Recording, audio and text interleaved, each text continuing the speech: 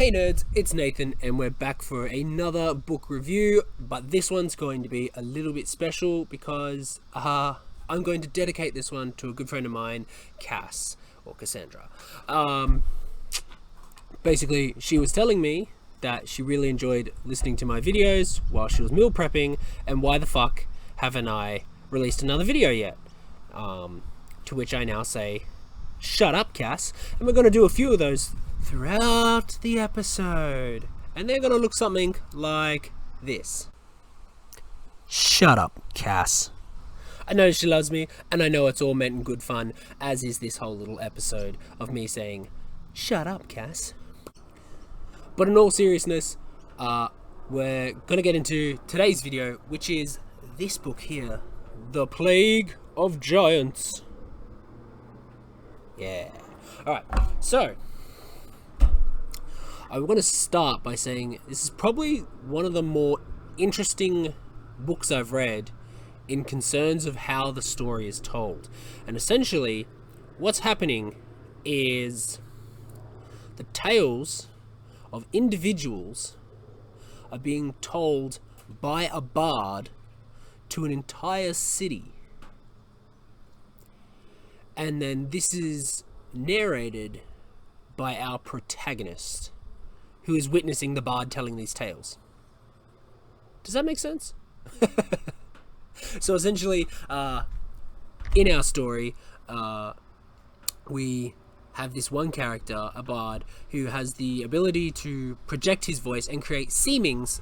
If you don't know what a seeming is, basically it's an illusion type magic where you make yourself look or seem like somebody else.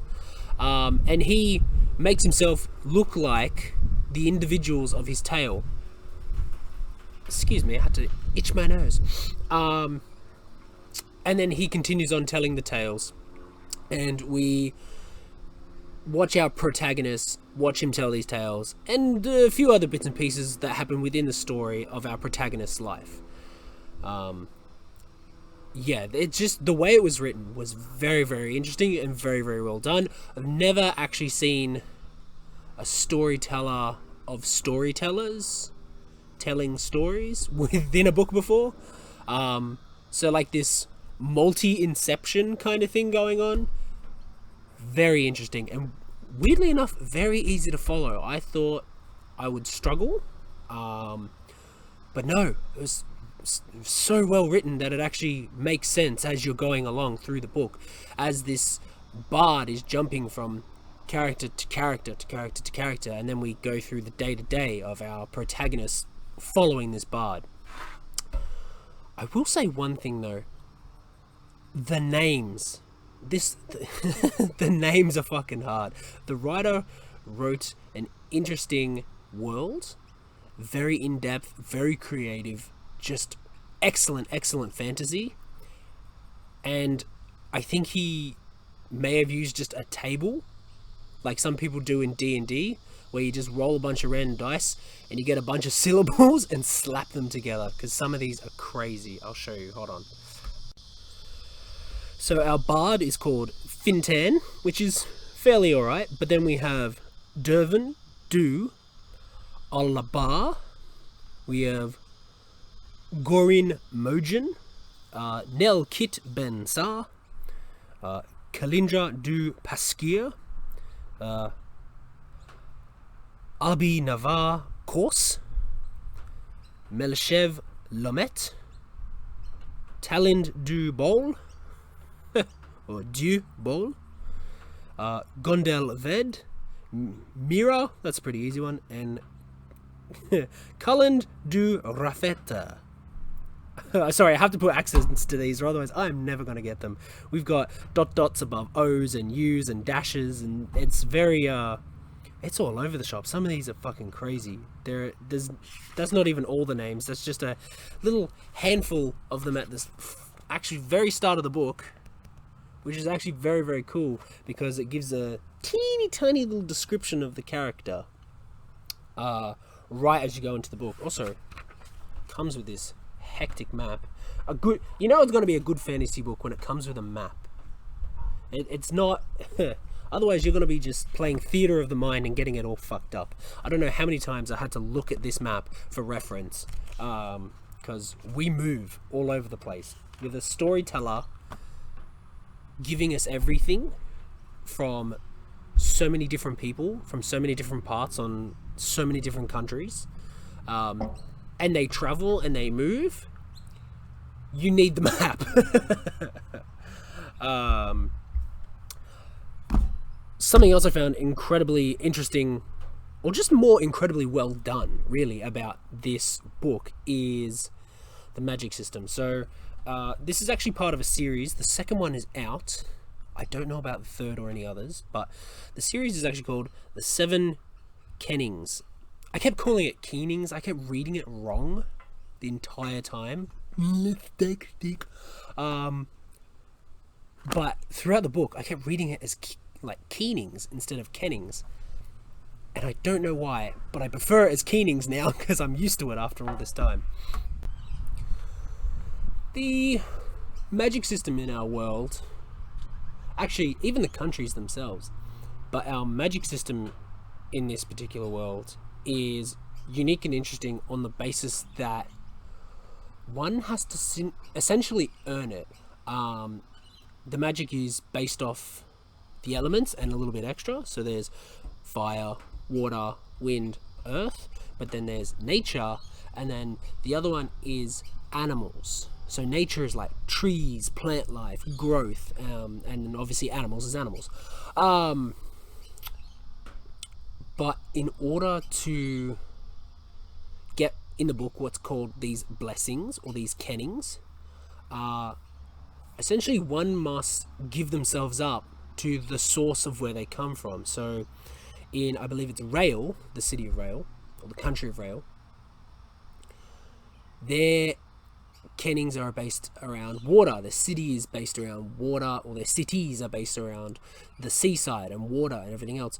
And if you want to see if you are worthy of earning these powers, you essentially line up, go to the top of, they call it a lung, which is where like there's an underground cave water system next to the ocean, and then when water comes through, it shoots up. I'm sure we've all seen one of those before. Essentially, you have to dive in, and if you manage to come out the other end, it's because you've been blessed, and you'll be able to breathe underwater, and you'll be able to be given powers over water. So that's cool, but if you're not blessed, you drown. And it's the same with all of them. If you want air, you go to the highest point within, I'm going to call it the Air Nation, but that sounds very Avatar-y. But you go to the highest point within this place. It's a structure. It looks like a giant tuning fork pillar, and essentially go to the top, and then you jump off.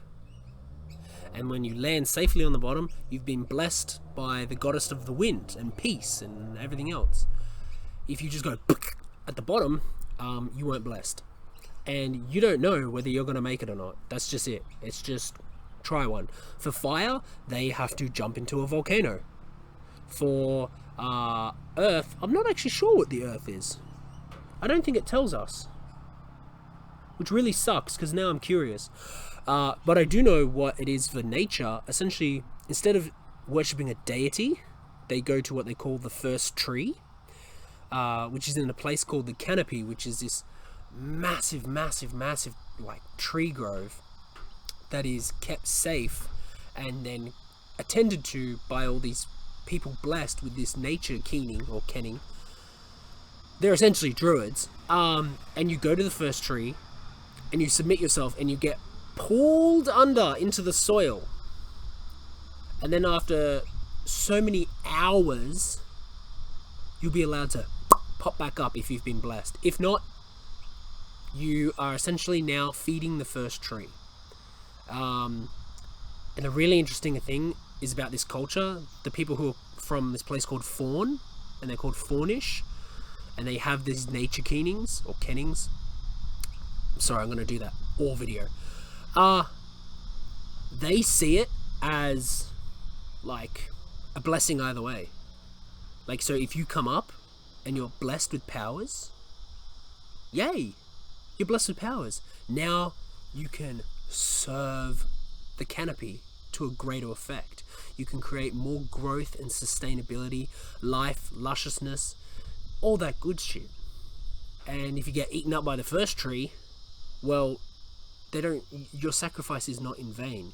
You chose and willingly gave yourself up, and now you have become part of the canopy in a different way. You're a greater source of energy, essentially, which is actually very beautiful. That's how I like to see a lot of things. Being pagan Druidic myself, you can even ask my wife. When I die, I don't want to be put in a coffin. I want to be put in a bio urn. And they make you into a tree. It's really cool. But yeah, that's their thing. Like, it's really, really nuts. And throughout this book, as we go along, they discover the sixth kenning, which is animals. And in order for you to get that, you have to go into the den of a particular type of animal, and they attack you. And then if they see you as deserving of being blessed, you will just live. But the one thing that's different about all the others, they have a spot. They have a volcano, they have like the tower that you jump off, they have the lung that you drown in, they have the first tree. They have one spot, whereas the animal one is really interesting because it actually moves from one place to another where there's a high density of a particular type of predator, I suppose. The first one was these creatures called blood cats, and then it moved to a type of cave filled with these humongous spiders, and it continues to move. And the only people who know where it is and can sense where it goes, or know where it's going to go, are the people blessed by this. So it was completely found by accident, and then one person then tried to introduce it to others. Yeah, it's crazy. And once you have this blessing, you cannot be harmed by whatever it is you're blessed by. Like, the people with earth blessings, there was a massive cave-in, and the rocks just fall on top of them and stop. Like, earth will never hurt them. They'll never be crushed by it. They'll never be harmed by it. A lot of them walk around barefoot just simply because they can. Like, they'll never be hurt by the earth. The tidal mariners from Rail, the water people, they cannot drown. They cannot drown. They cannot freeze in water. Nothing. Those from, like, the people who have the air blessing, they essentially, like, they can't suffocate. They can never be poisoned by something in the air. Like, if there's smoke won't harm them in the air because the air will be clean. If they fall, they will always land gently, no matter how high up, whether conscious or unconscious. They just cannot be hurt, which I think is actually genuinely brilliant. I really like it. And obviously the fire don't get burned. The people who are blessed with fire kennings don't get burned. They don't feel any, like, they don't get heat stroke either. Like, they just can't be affected by anything remotely close to their ability, which I think is a nice little additive bonus. Also, one other thing, the animal keening is probably one of the better ones, because in this world, the animals are not like the animals in our world. They're fucking monstrous. Like, a lot of them are in fact, most of them are monstrous.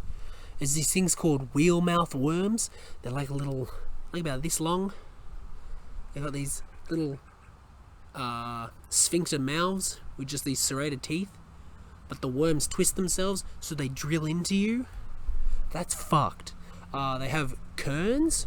Kerns are these monstrous 12-foot tall mixture between like a horse and a rhino, and they travel in these massive herds and just crush everything in their path. The animal keening is the best. I'm sorry, the animal keening is the fucking best, because when you live in a world where you have to try and build your societies a certain way, and you can't go through certain areas or go to certain places. You have to try and take the long way around a lot of the time, or you have to cheat the way the Koreans do by flying with their air powers. That's the best power, because the animals can't hurt you. They won't hurt you. You're blessed. None of the blessings can hurt the people of the blessing that they have. Our character that discovers this accidentally, he literally just walks through the plains of his homeland unscathed. He gets the animals to show him where he can find fresh water, fresh food, and they won't touch him. He makes friends with a blood cat and this type of stork, I suppose. It's brilliant. It's awesome. Who doesn't want a Pokemon companion, essentially? Or if you're a big D&D fan, who doesn't want an animal familiar? I'd love a little fox / wolf-like red panda fucking creature to be my best friend. It sounds fucking mad. Sorry, I'm being a total dork. But that's why we're here, because we are dorks, we are nerds, we are geeks and bookworms and book dragons and things like that. So it's cool if I geek out. I think it's time for a shut up Cass break. Ding! Shut up, Cass. And we're back. Alright, so I actually want to talk about the story in and of itself. So the story is set in this world, and this is very classic high fantasy in simply, not in the way it's written, I obviously spoke about that, but in the world itself, in the world building. Having something so large and so vast, there's cultural references, there's differences in the way they speak. They've got their deities, well, some of them have their deities towards their blessings, some of them don't, like the animals or the trees. And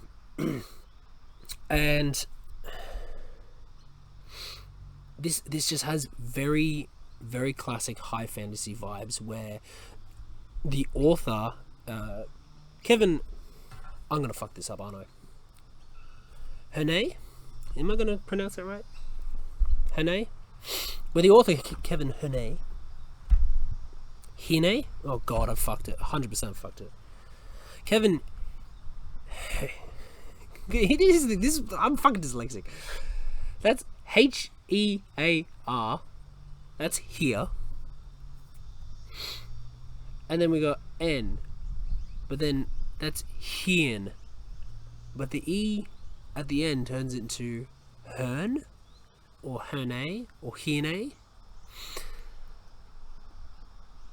This is why I don't like doing names on this fucking this show, because I can't read. Kevin's done a great job. Kevin's done a fantastic job at building from the ground up.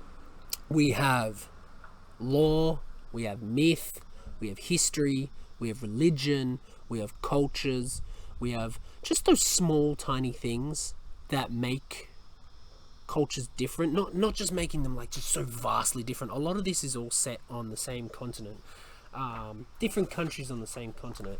I'll show you again on the map. So got this one down here. Oop, I have to go to the other way. Kura, Fawn, Gurinant, Rail, Broylan. A lot of that is all attached to each other. A lot of it is all very close. And even countries like that in our world, they can be close together and they can be similar in a lot of shit, but then they're so different in so many tiny little ways that it just splits the gap enormously.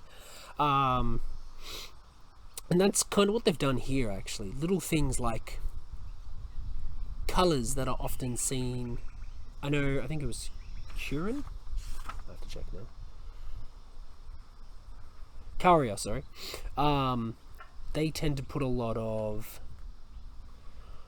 oranges and things. They like, mostly being earth-based people, they like to put a lot of oranges and things like that. The Braylons or Brints or any of those from that particular area, they like white and blue, and and things like that. The Faunish are they're the naturists, they're the druids.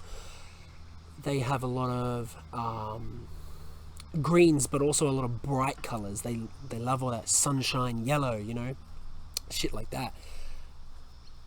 Just those tiny little details add just extra little layers of depth. And even though it sounds like it doesn't sound all that important, if you actually think about it in our world, like you look at things like Western cultures to Eastern cultures, or various parts of Middle Eastern cultures, they tend to lean heavily towards one set of fashion ideals or colors. Like, for instance, you look at India. India loves colors. They love wearing colors, colored powders and dusts and spices. They love mixing them together. They don't care. They just want to be this big, like traditional Indian women that wear saris and things like that. Have all this color, all these patterns, just this constant sort of like energy, if you will, to wear, to keep around them. And then you look at particular Western countries, like I know if you go to like England and things like that, I mean, they have colors, but they color match, they blend. The idea behind it is a nice seamline style, and it just seems very small, but it makes a big difference when you look at one culture compared to another and go, oh, they dress so differently because the way they match colors, the way they wear materials, the type of materials or shapes that they wear. And Kevin's done that. Kevin's put that in this book. He's made little remarks. I know that the bard, or I'm going to say it wrong again, aren't I? The Koreans, they wear this armband. They wear this type of armband, and it'll have 3 precious stones in it, and depending on the stone, depends on like your profession, your rank, something else, can't remember, sorry. And if the band has bronze or brass thread through it, the person's single. If it's a gold thread through it, it's married. The person's married. I remember one, if it's got amethyst stone in it, they're a master. They're a master of their craft. Doesn't matter if they're a woodworker or maybe that was it. Yeah, maybe I think the 3rd stone represented their craft, their trade, or their profession. Like if you're of a scholarly profession, like a lawyer or a historian or something along those lines, you get a particular type of stone. If you're a tradesperson working in a particular, you get another type of stone. And if you're blessed, you get another type of stone again. Because a lot of people who are blessed take very specific career paths. Otherwise, it's a total waste of their power. And it's that those tiny little details that just create these extra interesting little layers to our world. So, let's get into the actual story itself. A Plague of Giants. I love giants. Giants are the best. So, in this world, giants are known. It's not like people haven't met them before. In fact, the people who basically control the fire kenning are the Hathrim. And the Hathrim are fire giants. And I believe the only reason they call them fire giants is because the fact that they have the fire kenning where they live, at the volcano. They are the ones who throw themselves in and get blessed by it. So we know of giants in this world, and giants have a very tumultuous nature with the rest of our continent. But what we start with is the story of a young tidal mariner, someone who controls the sea or controls water, seeing a massive invasion by another type of giant, a type of giant no one has ever seen before. And then these giants are later dubbed bone giants because they're exceptionally tall, taller than the Hathrim, and they're skinny and they have like this pale greyish skin. But they wear bone armor. They don't wear much at all, actually. They wear a lot of cloth and things like that, but they wear bone armor, and they have a very strange type of steel, and they paint their face in skull patterns. And this is where our story begins, with this just massive invasion out of nowhere. No one even knew that these types of giants existed. Even the Hathrim. The Hathrim have never heard of them. And that's where our story starts. The story starts with us seeing the invasion, and then the aftermath of that invasion at one of our main cities, where there's tens of thousands, maybe even hundreds of thousands of refugees of the cities that managed to escape in time. The cities that were warned, the cities that had people flee before the giants got to them, because the bone giants are fucking ruthless. They leave no one. Absolutely no one. No one. Women, children, old people, doesn't matter. Doesn't matter if they weren't even fighting. They just wiped them out, and people couldn't figure out why. And this is where the storyteller aspect comes in, and this is where it gets really, really good. All those refugees that are in that city, the bard has permission to address them and tell them the full story, or as the full story so far. And he does that by going through character to character. The title mariner that saw the invasion and tried to stop them, people in the cities who had to escape, merchants who found a random half-naked giant woman on the shore of a beach as they were traveling from one place to another, one trading post to another, and had an interaction with this woman weeks before the invasion. And we sort of see this step by step, piece by piece, of how everything came together. And it's not as simple, straightforward either. It's very well done in the fact of, like a lot of these things, there's misinformation, there's miscommunication in the fact that people aren't talking to each other because they don't believe it's worth talking about, or they want to keep things secret. I'm gonna have to look it up again. Okay, after a bit of studying on the map, I should be looking at the camera. After a bit of studying on the map, I realized I've fucked up a few cultural references to the culture. So the Koreans have air, and the Raelic from rail all the way up fucking here, they're the earth people, which makes sense since Curia is a mountainous place surrounded by the sea. Fucking so sorry. Anyway, back to where I was saying.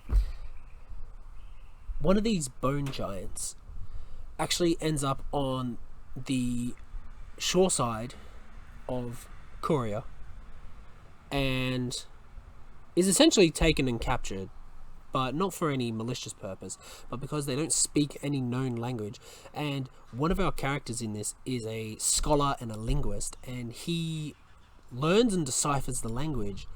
And also that these bone giants, who have a proper name, which I'll leave, they actually have an incredible religious zeal, but not necessarily any god, and they're after something called the seventh kenning, which no one believes exists.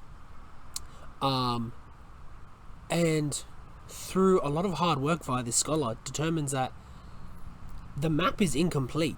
The map that's in this book is incomplete by a lot, because they managed to cross a very massive part of the sea that's filled with krakens. The reason none of our cultures and countries and peoples that are in this book have ever even tried to go that far east is because of that very fact. They just can't cross it. They don't have ships strong enough to withstand the storms and the krakens that live out that far. But somehow these bone giants made it across, and They made it across in vast numbers, and they're actually searching for something because they truly and honestly believe that the people from this side of the world, the western side of the world, I should say, stole something very important from them. But that's actually not the only invasion of giants, which is brilliant, because we move back to our fire giants, the Hathrim. A group of them lived at a particular volcano, and one day this volcano erupts. And this was actually just a tiny bit before the invasion of the bone giants. Not by much, but a tiny bit before. And it erupts. And they have no choice but to escape, because their island in which they live is just about to be destroyed. But they've been planning this idea for a very, very long time. And their leader, Gorin Mogin, which I said earlier, he already had this plan in mind. So he gathered up as many people as possible. He had boats already in the waiting for the day that this was going to explode. In fact, his father had planned this out years before, and he had just improved on that plan. And the idea was essentially to sail across to the mainland and then occupy space in an area called Gurin Nent, which is where we find our sixth keening, our animal keening. And they essentially sail across and start building there, because they go, why not? They are invaders, and it is seen that way by the people who live on this land. And so we essentially have a war on two fronts. We have the invading fire giants pretty much just trying to make a new home, but they're trying to make a new home in your house. Like, they're just like, cool, I love these mugs, these are mine now. And no, please don't do that. No, please stop eating all my food and fucking up my floor and digging inside my mountain. Like, that's essentially what's happening. And there are some seriously cool battles with the fire giants. I'm not gonna lie. The fire giants are boss when they come to fighting. They built these massive walls that they can still get over, or they can at least, with a bit of effort, jump and climb over. But normal sized people can't. And so when, like, they just read the book, honestly, fuck man, the battles with the fire giants is hectic, and the slaughter by the bone giants is on another scale, because they are wiping out cities. That is the premise of the book. It is so good. There is just so much happening. There is one invasion on one end, there is another invasion on the other. One is strategic. It's about political manipulation and resource manipulation. There's all these blessed individuals with powers trying to do the right thing and just expunge the fire giants and, like, stop the bone giants. We have these weird, and I mean super foreign religious invaders that are just coming in tens of thousands to basically seek something that they think is theirs, that no one has no idea what the fuck they're talking about. And it's just this really interesting story of how like we met them, like people had found them, someone had managed to decipher their language and their writing and look at their religious texts and speak to them. We had people interact with them on various levels before the bone giants even got here. We saw the effects of one person doing this and then one person doing that, and then both of them getting involved and kind of creating a third situation in which another party was blamed for, because of course it would have to be that party, because who else would it be? They fucking hate us, you know. It's just a very interesting look at how situations escalate or sometimes devolve due to the fact that not everyone is in communication, not everyone is in full party of knowing what is going on.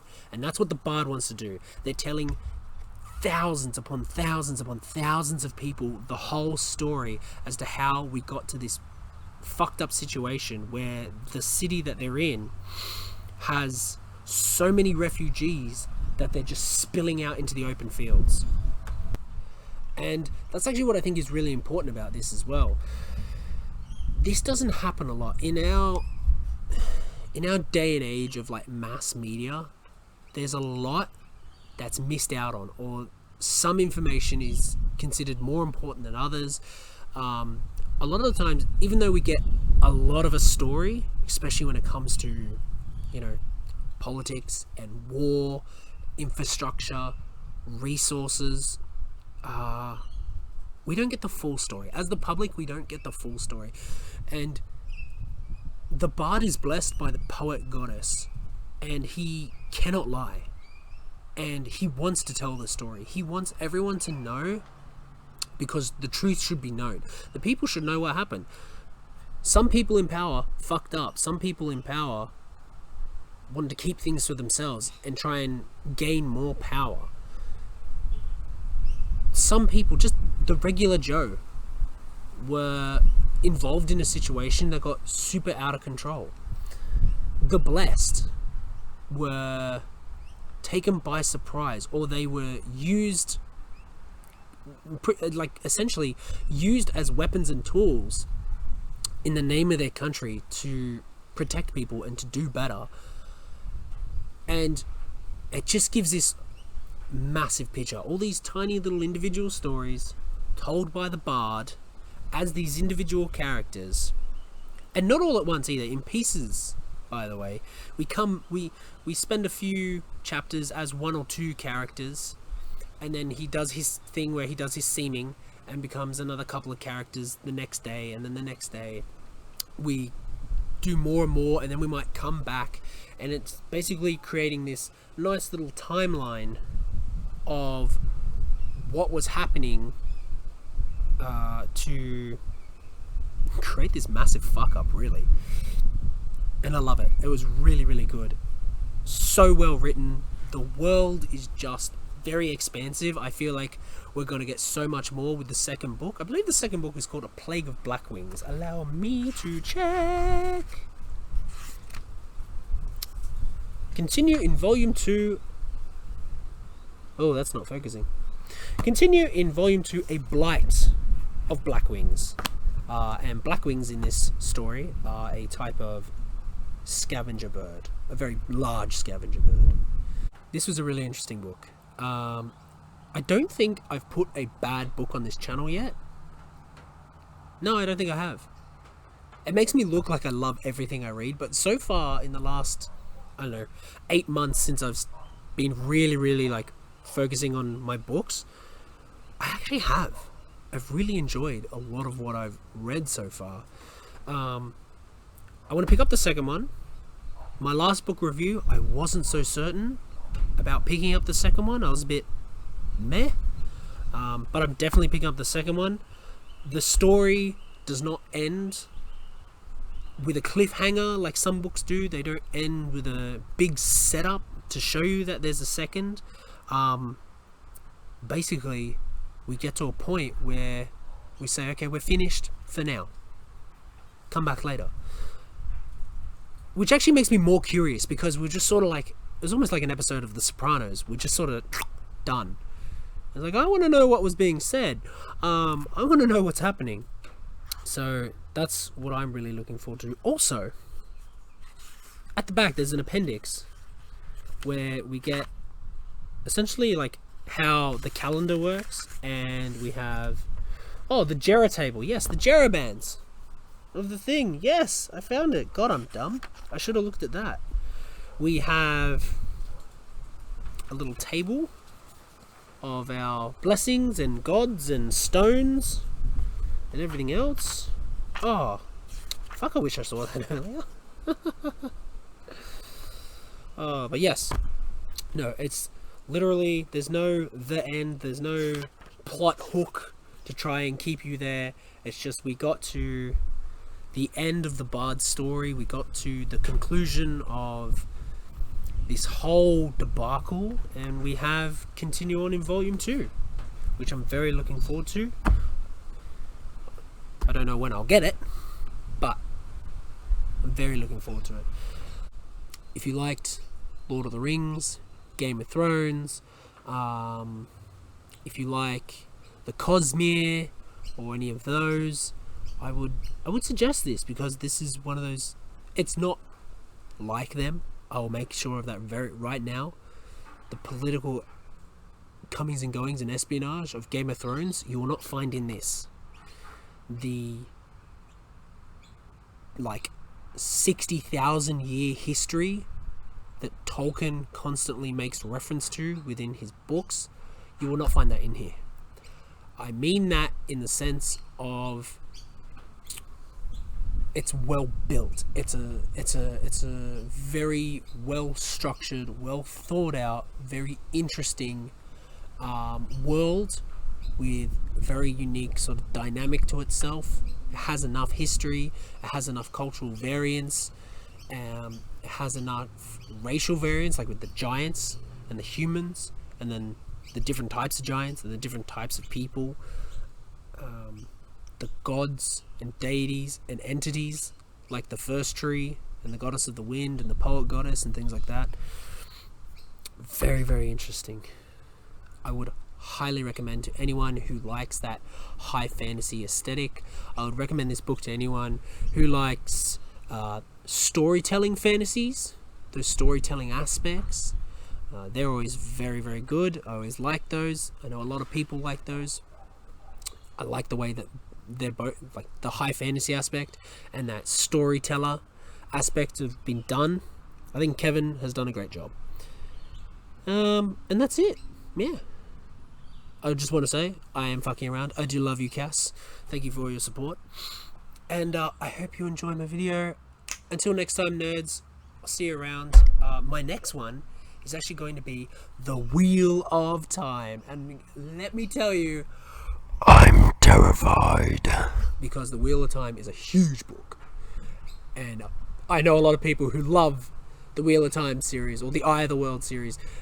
I don't want all that hype to then make the book disappointing for me. Or I don't want to disappoint my friends.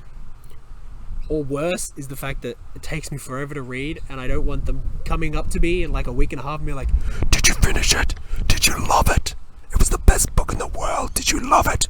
Because it frightens me. It's very daunting, but I am looking forward to it. Anyway, nerds, I'll catch you next time.